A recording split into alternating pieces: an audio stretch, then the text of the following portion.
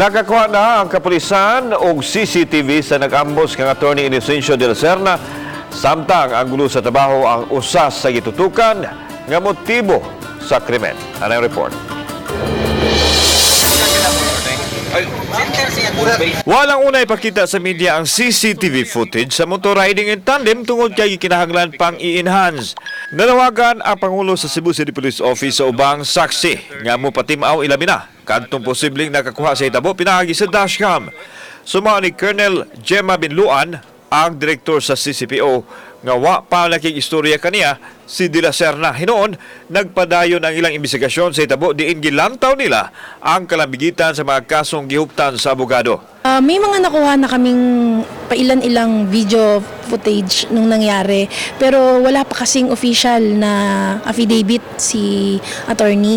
Pinuntahan namin din siya sa bahay nila ngayong umaga pero wala siya doon. Maaring nagpapahinga muna siya at na-traumatize siya doon sa nangyari. Samtang gidugangan na ang seguridad sa Kimonda Building, human sa naitabo.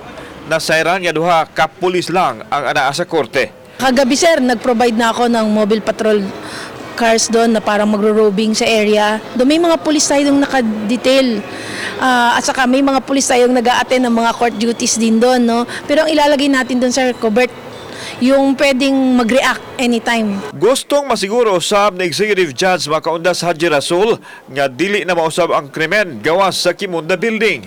Nunod ini, gidid-an na ang pagparking sa mga sakinan at tubangan sa korte. Disallowing parking in the road in front of Kimonda, increasing the number of CCTV cameras there so that all the vicinities of Kimonda might be captured. I will suggest also to the authorities to create a unit to prevent violence in the Kimonda. Kauban si Godfrey Relian, ako si Alan Domingo. Balitang Bisdak.